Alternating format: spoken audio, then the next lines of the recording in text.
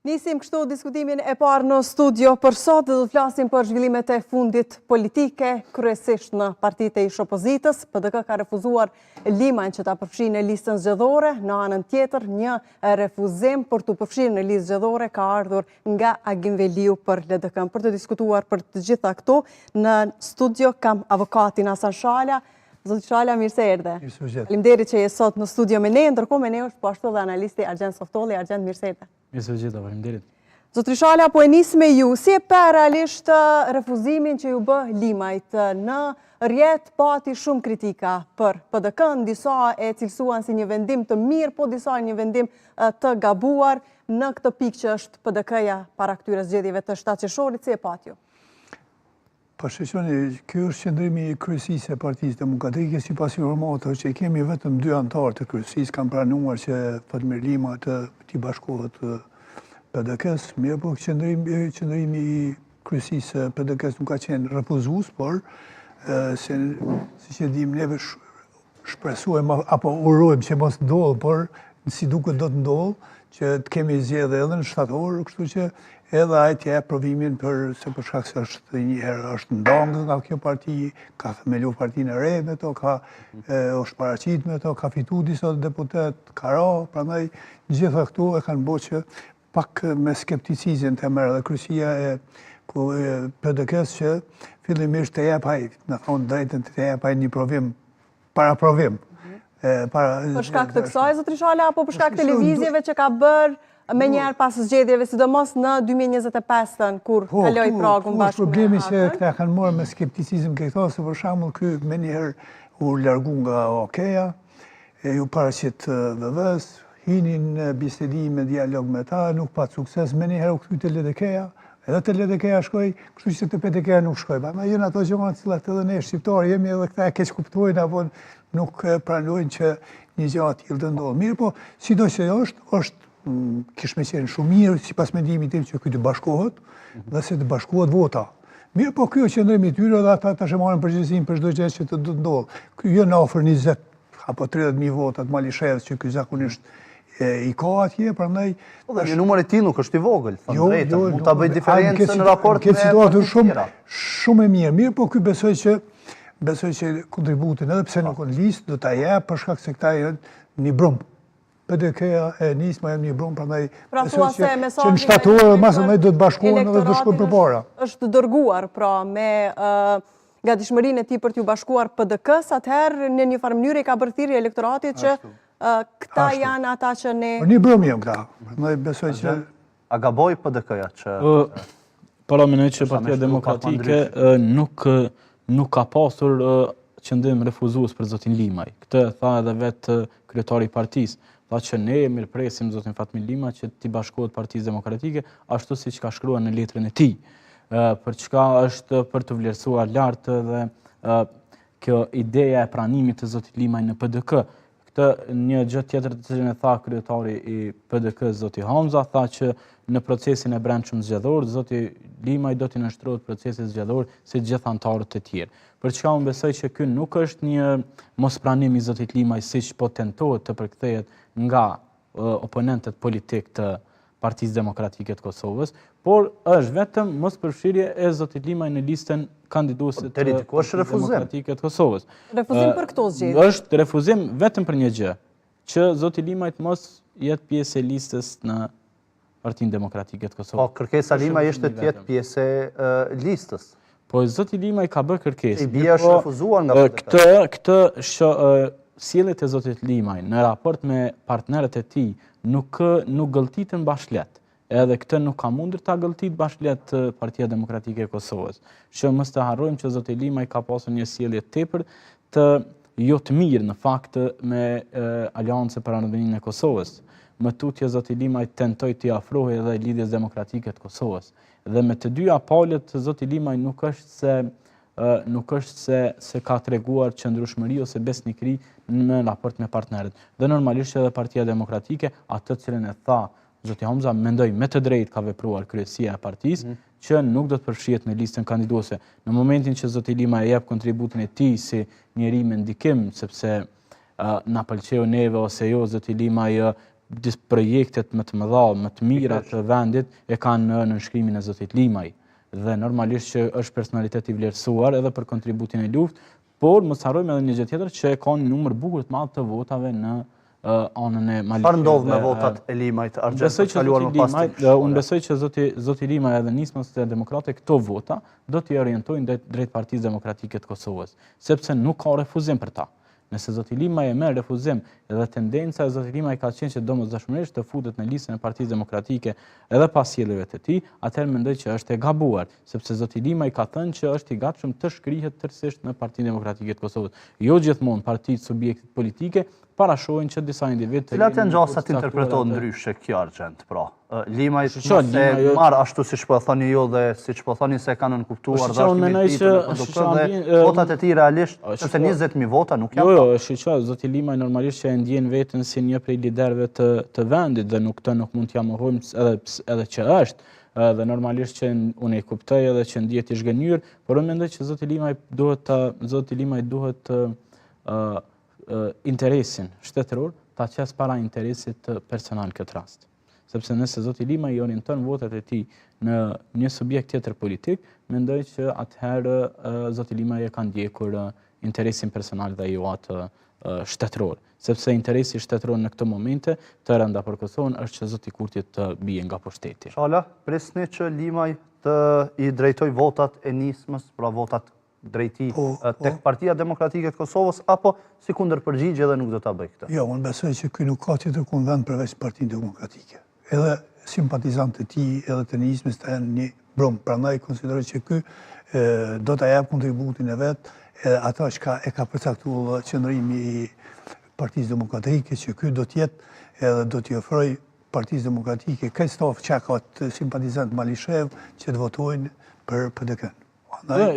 Nëse zoti Limaj tenton që votat e tij për shembull ta zëm, ti dërgoj drejt LDK-s ose vetë vendosjes, unë mendoj që gabon zoti Limaj. Sepse është fundi i zotit Limaj në politikë.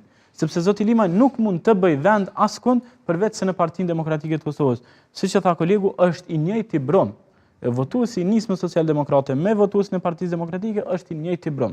Dhe nëse zoti Limaj tenton që votat e tij të orientojë drejt një subjekti të caktuar tjetër politik, mendoj që gabon sepse më tutje më nuk ka vend as që të kthehet në Partinë Demokratike të Kosovës.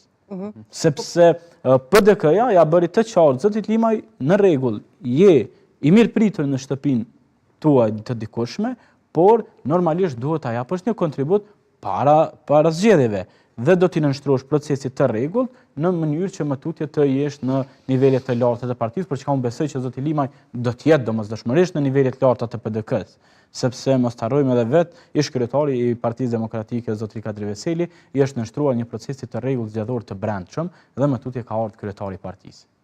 Dhe këtë ja ka kërkuar edhe PDK-ja. Që kur ti ke kërkesa për një subjekt politik, normalisht që subjekti politik ka kërkesa për ty dhe jo domosdoshmërisht që do të ofroj ty pozicione. Edhe një gjë mos ta harrojmë, unë besoj që zoti Limaj kur ka kërkuar që ty në listë, ka kërkuar edhe një pjesë e njerëzve të tij që të jenë në listë.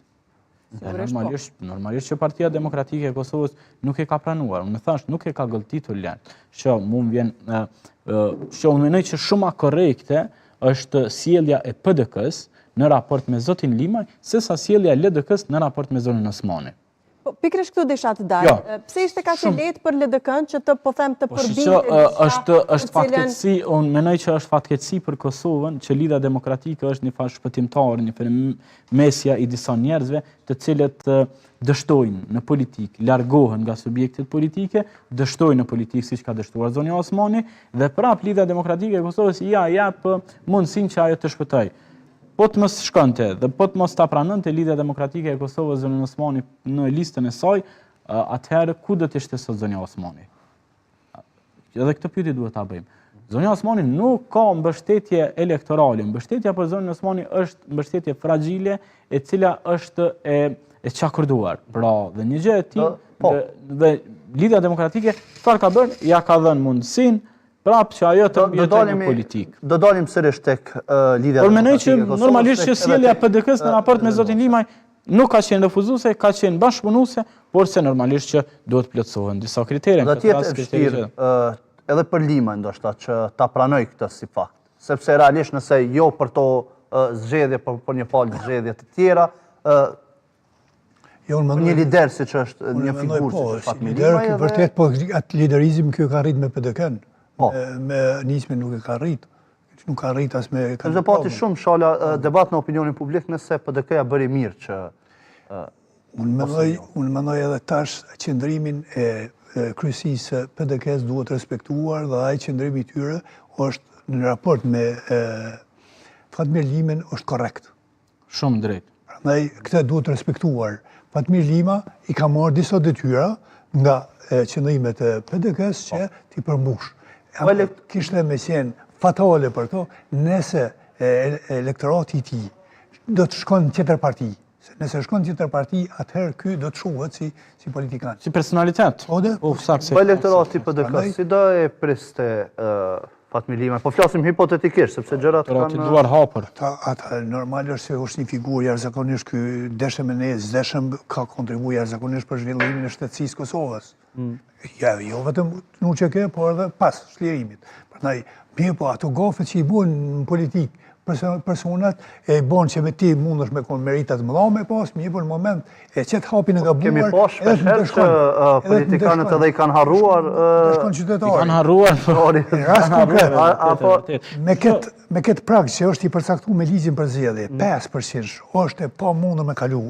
Po, jo, ka të qartë zoti Limi. Edhe me momentume të reja, riktimin e Vjosa Osmanit, Vjosa bët edhe me vështirë. Mirë po këtu, si përmendën se tash unë mendoj që këtu Vjosa Osmani edhe Ilumir Abdigjiku e kanë pranuar njëri tjetrin për me pështu njëri tjetrin.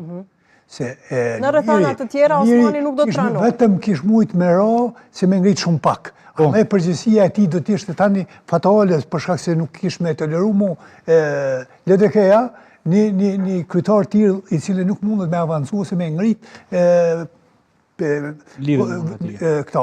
Mirë po, tani këta i nbu bashkë për me pështu një tjetrin. E të shohim tani çka do të ndodhë. Pra, dallimi mes LDK dhe PDK në këtë pikë, nga kjo që po flasim është se PDK nuk fiton atë shumë nga Limaj sa fiton Lumiri nga Vjosa. Jo, fitimi është gati si njëjtë, mirë po këtu kemi të bëjmë me korrektësinë e kryesisë PDK-s në raport me Fatmir Limën. Këtu, Abdigjiku edhe Vjosa Osmani kanë tjera interesat përbashkëta. Më shumë interesa personale.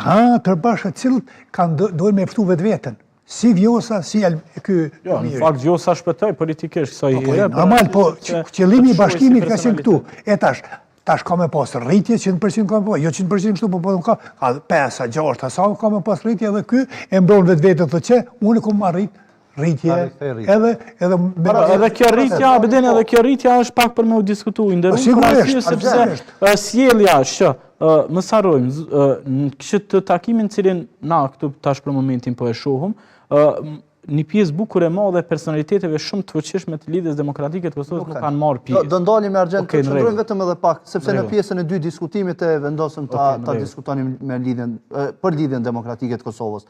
Flasim pak për PDK në këto zgjedhje. PDK-ja pa i shkrerët, po e them kushtimisht, me qenë se pritej se të njëjtit në rast se do shpallej vendimi në favor të tyre në fund të këtij muaji, edhe do sillnin elektorat shtesë për Partinë Demokratike të Kosovës, një gjë e tillë nuk ndodhi, pa i shkrerët, pa Limajn, me rikthimin e Osmanit në lidhjen demokratike të Kosovës, me një vetvendosje të tillë aktualisht. Sa do të jetë vështirë për Partinë Demokratike?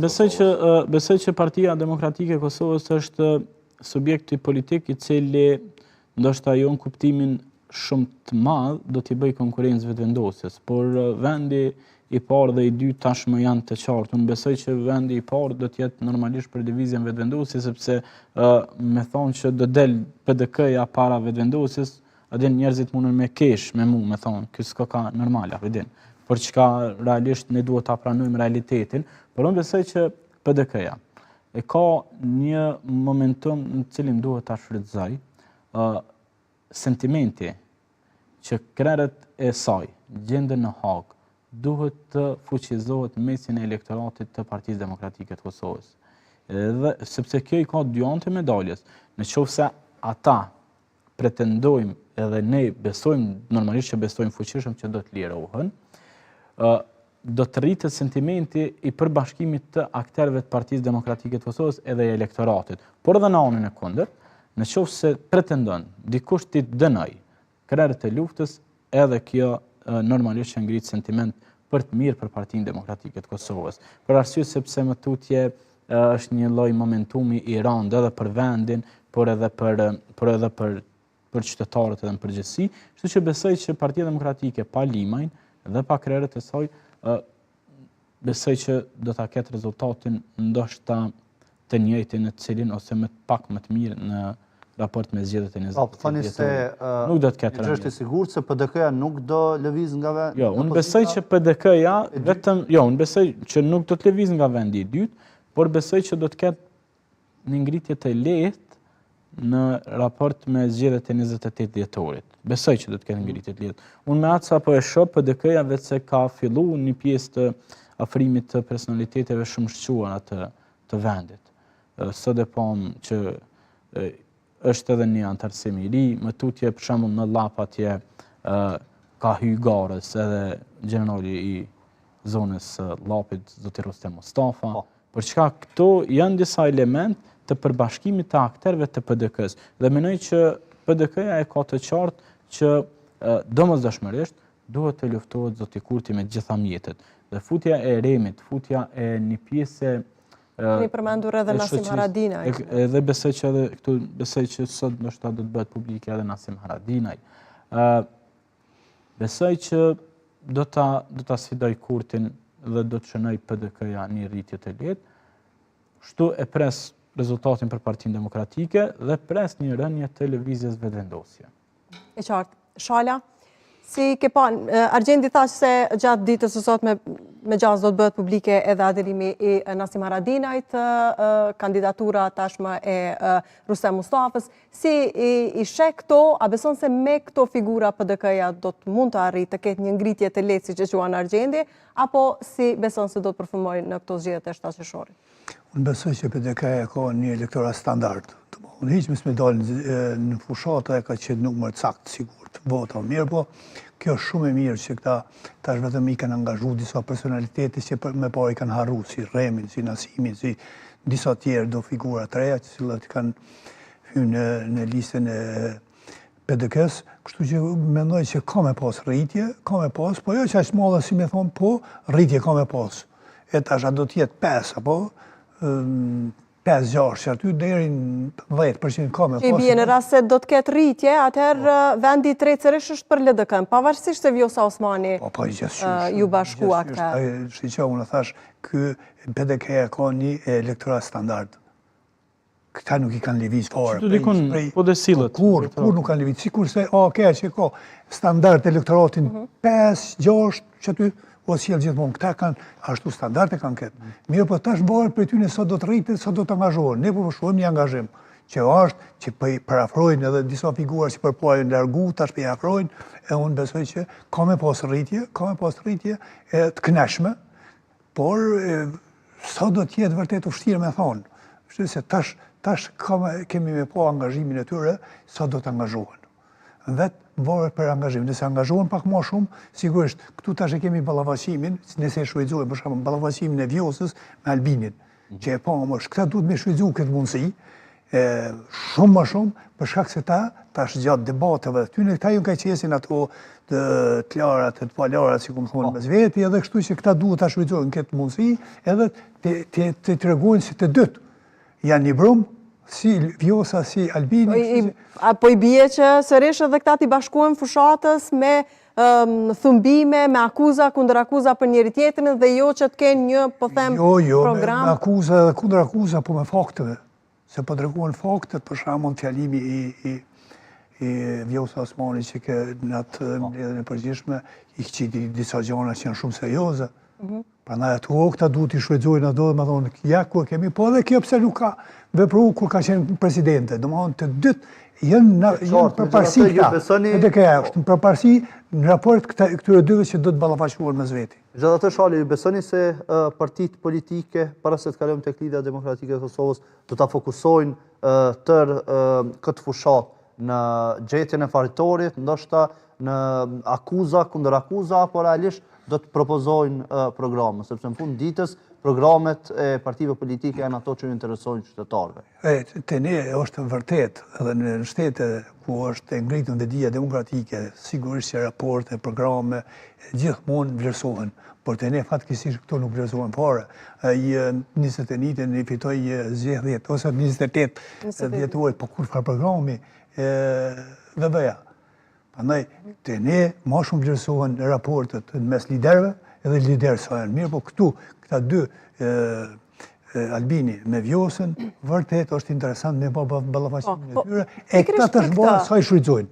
Nëse i shfrytëzojnë mirë, atëherë sigurisht që A mundet zotri Shala që me mbet në hije, pastaj PDK-ja, pikërisht për shkak të kësaj luftës që do zhvillohet në këto zgjedhje mes Vjosa Osmanit dhe Albin Kurtit? Për shkak se të dy liderët, si Vjosa, pe martash, si Albini, dhe koncentrimi do të jetë metat që i kanë pas gjatë 5 vjetëve cilën e kanë vëllë shtetin.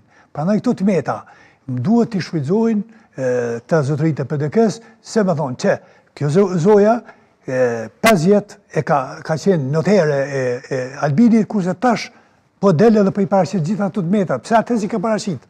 Jënë do të metat cilat e monë përgjithsin edhe ish presidentja për veprime cilat ajo dash atër të i tërhek dhe të njoftoj opinionin. Pse mes me u njoftu për shumë opinionin kur këta, thot, ti zotnin, në përëndim ku po shkon atje e frigacak, ku po vjen këtu po bërtet. Apo si që ka thena këtu është skifter, ku po shkon në Bruxelles është pull. Prandaj, këtu e në gjona është marrëveshje në nshkruar nëhër, e ki marrëveshje në Bruxellit. Gjitha këto duhet të shfrytëzohen se këto gjona kryeministri i ka ndërmarrë që i ka dëmtojnë shtetin e Kosovës. Softolli, po kalojmë pak tek lidhja demokratike e Kosovës, tek rikthimi Vjosa Osmanit, tubimi bashkimit, duket se ka përçarë deri diku lidhjen demokratike të Kosovës, sidomos me mungesat në prezencë të disa prej individëve të cilët janë faktorë në LDK, si dhe me lajmin e fundit se Agim Veliu nuk do të jetë pjesë e listës zgjedhore, duke refuzuar pra përfshirjen e tij për shkak të leadershipit aktual. Si keni parë gjitha këto? Por edhe marrë të thash, është fatkeqësi për lidhjen demokratike të Kosovës që është shndruar në një trampolin të njerëzve të cilët dështojnë në politikë dhe kthehen në LDK për ta shpëtuar veten. Dhe në këtë rast ka ndodhur me zonin Osmani. Sepse zoni Osmani është politikane atij lloji të cila vë interesin personal para pothuajse çdo gjëje. Tubimi në të shoqërinë tubimi i bashkimit mes i lidhjes demokratike të Kosovës konsideroj që më shumë ka qenë tubim përçarës i lidhjes demokratike të Kosovës. Mos pjesëmarrja e zotit Abdullah Hoti, mos pjesëmarrja e zotit Agim Veliu, mos pjesëmarrja e zonjës Hikmete Bajrami, mos pjesëmarrja e një sër personaliteteve të rëndësishme dhe aktorëve të lidhjes demokratike, konsideroj që më shumë i ka sjellur dëm lidhjes demokratike sesa që ka sjellur përfitime. Dhe mbi këto elemente të cilat ne i kemi parë, konsideroj që LDK-ja nuk është stabile, madje as për si të them, para elektoratit të saj, para njerëzve, para qytetarëve të saj, të shpalos një platformë. Cila do të jetë platforma e LDK-s në këtë zgjedhje? Do të jetë platforma se është kthyer Vjosa Osmani?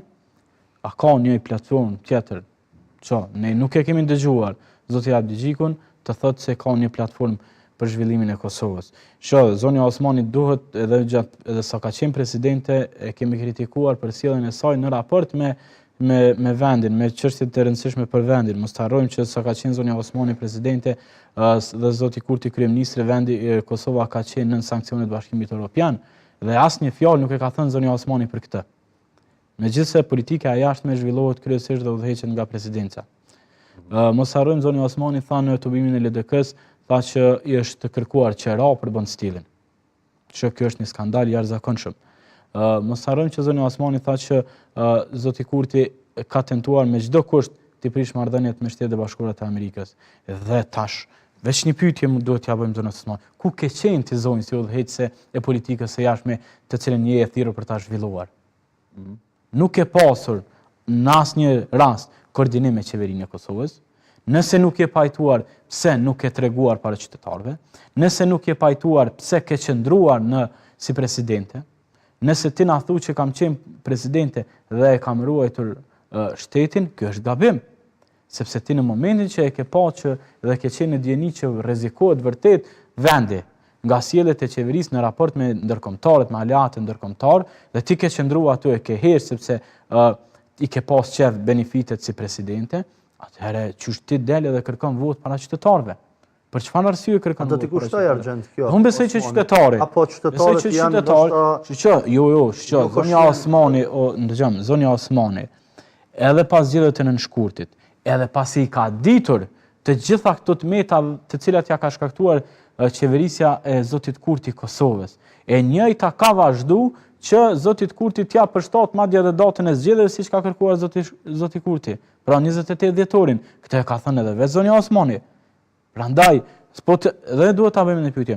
Zonja Osmani, po ta bënte Zoti Kurti presidente zonjën Osmani, a do t'i thoshte zonja Osmani këtë fjalë? Se nuk i ka thënë më herët. Normalisht që kjo e dëmton më shumë Osmanin, më pas kalojmë edhe tek Shala. E dëmton më shumë Osmanin apo Kurtin? O shiqo, kjo deklaratë e para e dëmton jashtëzakonisht shumë vendin. Na i thënë jashtëzakonisht shumë raportet me Shtetet e Bashkuara të Amerikës. Kjo normalisht që e dëmton u përdor për ashtu siç deklaroi zonja Osmani, po i bie që Zoti Kurti ka kërkuar qera për bënd stilin. Pra normalisht kjo i dëmton të dyja palët. E dëmton edhe zonën Osmani e cila ka hesht para një gjëje të tillë, por e dëmton edhe Zotin Kurti të cilit i është zbuluar një sekret që në raport me aleatët tonë ndërkombëtar në këtë rast me Shtetet e Bashkuara të Amerikës është jashtëzakonisht i rrezikshëm. Sepse ne e dimë që baza në Bonstill është një prej bazave më të mëdha të Shtetit e Bashkuara të Amerikës në Evropë, ndoshta edhe në botë. Dhe ajo për kujdeset për sigurinë ndoshta jo vetëm Kosovës, por edhe gjithë Ballkanit.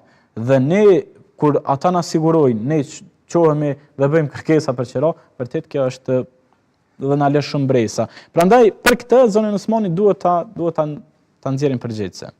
Shala. Fillimisht për deklaratat e Osmanit, pastaj do dalim tek refuzimi i Vilit. Para se gjithashtu më kisha pas dëshirë të them diçka që të kërkosh nga këta politikanë tanë etik dhe moral, që kanë politik është fatkeqësi. Këta s'kan as moral, as etik në punën e tyre. Vetëm kthehem edhe të shiqoj për shembull çka ka thonë Albin Kurti, edhe cilat kauza i ka pas derisa ka ardhur në pushtet. Asnjë se ka realizuar. Gjitha i ka mashtruar qytetarët, këtë i ka rrejt, i ka mashtruar, derisa ardhur në pushtet. Si ardhur në pushtet, i ka harruar ato, ka hyrë në gjipat zi, ka bojë gjitha gjëra që i ka akuzuar përpara partit politike. Vjosa Osmani, para se me dalëve, i ka thonë Chavez, Albini, i ka thonë qyrë me kon je i rrëthumti, me këtë lepekesat, me pedekesa je i rrëthum. Kur nuk do të vi? Shkoj shumë kohë ju bashku. Vesër tha, kur mo këthim mrapa s'ka në dëke. U këthuj pa kur farë. Pra ne, këta politikanë, qytetarë duhet me ndëshku. Këta politikanë jënë mashtrus. Këta kanë matë prioritete, kanë interesat personal. S'pa thamë vishë për këta dy, por gjithë. Shumica aty në, po dikush ma pak, dikush ma shumë. Mirë po këta dy, edhe lumiri, këta kanë të regu vetën që jënë politikë për interesa personale. Pra ne është shumë gabim qytetarë janë që ja votën këtyre për shkak se këta nuk punojnë as nuk veprojnë për interesat shtetit Kosovës.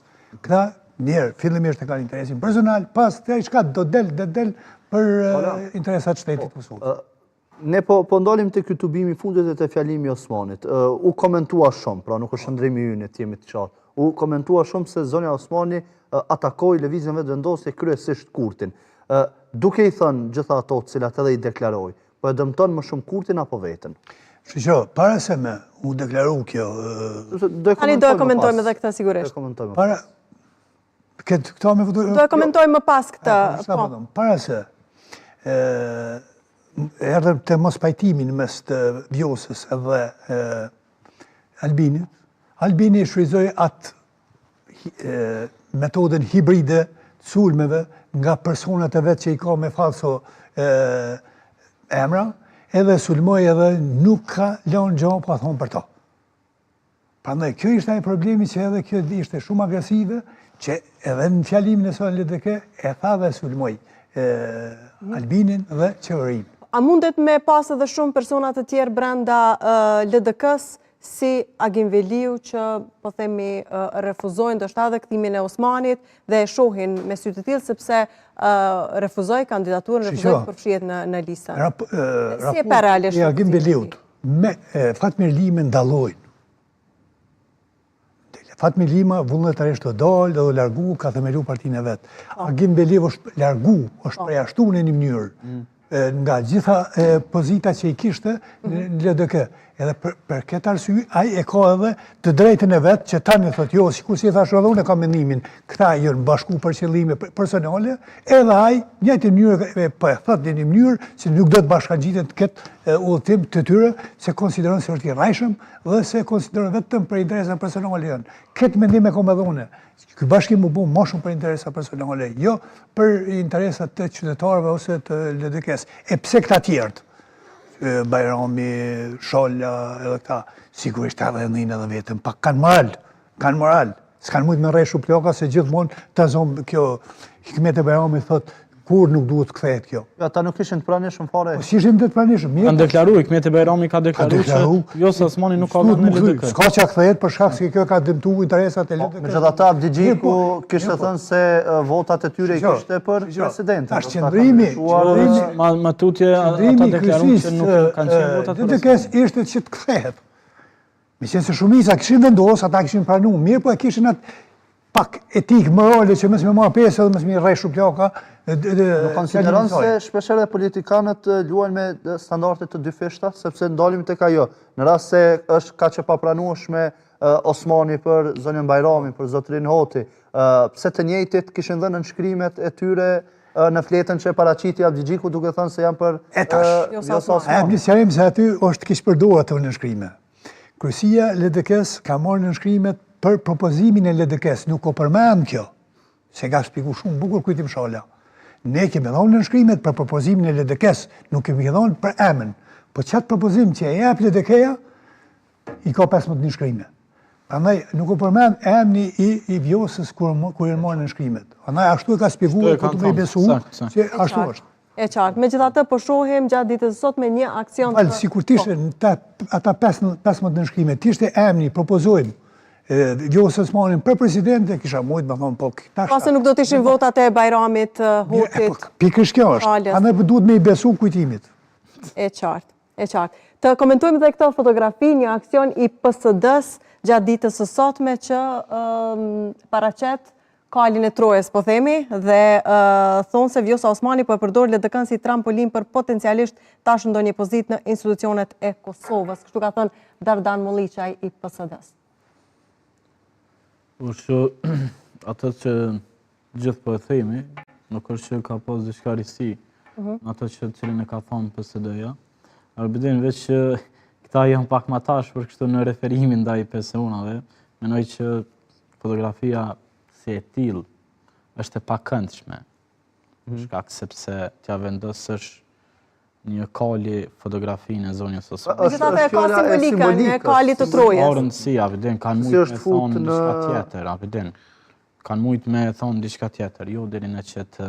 Pra nuk e shini pavarësi. Praktika këtyne e VVS. Deri në qëtë nivel nuk besoj që duhet me shkua, po kupton, sepse unë besoj që edhe PSD-ja, edhe subjekte tjera politike gabojnë rënd në qoftë se nuk thrasim rreth një përbashkimi për të krijuar institucionet. Kjo nuk krijon unitet politik në Kosovë. Kjo krijon ndasi. Megjithatë, këta nuk janë duke shërbyer unitetit politik me këtë veprim, por janë duke shërbyer ndasive. Shqo, mos të harrojmë, se edhe zoti Kurti në zgjedhjet e 28 dhjetorit e ka kuptuar që sepse na kujtohet kur zoti Kurti e ndroi diskursin e tij komplet nga zgjedhjet nga shkurti në dhjetor. Prandaj duhet kemi kujdes. Nuk më pëlqen fare kjo fotografi dhe nuk do doja kur jo vetëm zonën Osmani, po asnjë politikan në jetën time ta shoh në këtë inskenim të tillë. E qartë. Shala, pajtohesh me Argjendin? Pajtohena me kolegun. Krejt çka tha, prandaj nuk kam koment për këtë, po do të them diçka për Dardanin e për këtë PSD-s. E qartë. Këta si duket janë në koalicion të msheft me VVN. Me vetëvendosjen? Po. E më shumë e sulmojnë opozitën këta se sa Albin Kurti dhe VV-ja. Këta gjithmonë merren me opozitë. Këta dojnë me marrë vota për opozitën, s'ka vot për opozitën për president. S'ka, këto le të harrojnë ta, po këta dojnë me dëmtu këte. Ky duhet me marrë votat atje ku e ka vendin. Vendin e ka me vë, pa atje s'guzon. Ky nuk guzon, ky ka shumë gjana me sulmu pushtetin, dhe vën. Mirë, po nuk e sulmon kur. Shqyqën e këta prej fillimi kur kam fillu fushatas, ky marrë me opozitën. Prandaj ky është dorë, pikrish ky duhet me kon kali i Albin Kurtit, Trojës. Bashkë pikrish ky duhet me kon ushtaj. Ky është i veveso ky, me qitë me hek ato edhe me qitë përdonin. Prandaj nëse shkojmë me këtë lojë, se ky o ka lun lojën e drejtësit. Ky o ka sulmon vetëm opozitën, s'merret me gjithmonë opozita merret me pushtetin. Zoti Mulliça ky është më marrë me pushtetin, jo me opozitën. Nuk është që nuk u merr edhe me pushtetin zoti Mulliça, ka pas disa raste. Tregom ti, 80% raporti, deklarimet të dy janë me opozitë, 20% me pushtet. Ky është dashur me kone kundër ta. Po. Sulmohet pushtetin, se pushtetin duhet me rrëzu. Ky po mundohet me rrëzu edhe me i dëmtu opozitën. Prandaj ky është vetë kali Trojës për Albin Kurtin. Megjithëse unë nuk kam një, mbi të gjitha e kam një lloj simpatie për aktivitetin cilin e bën PSD-ja.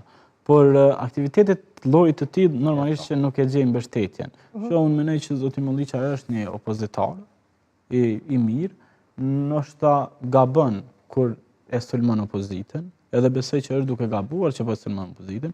Lufta e zotit Mulliçaj edhe partive opozitare duhet të jenë ndaj zotit Kurti dhe jo ndaj njëra tjetrës. Që, aq më e përqarë opozita, aq më i fuqishëm zoti Kurti. Dhe unë nuk e di se çfarë dëshiron zoti Mulliça me kësi skenime të tilla.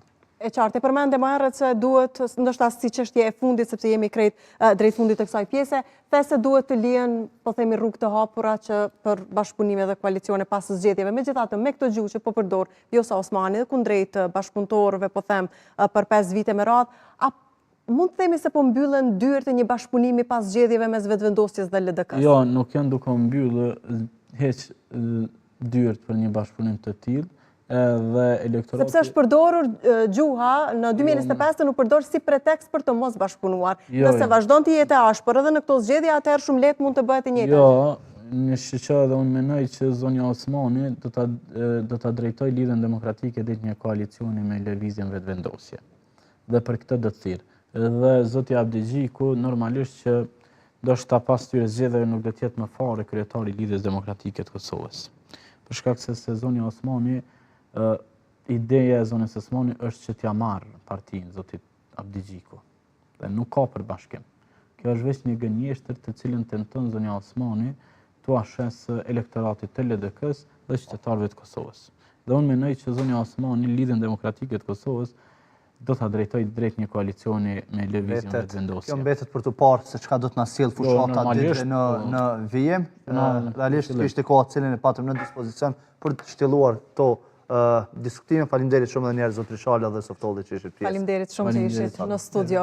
Ndërkohë ne do të shkëputemi vetëm për pak minuta, por qëndroni me ne sepse vetëm pas pak në studio do të jetë Artan Abrashi, flasim sigurisht për deklarime dhe cili është qëndrimi i lëvizjes Vetëvendosje. Pas pak.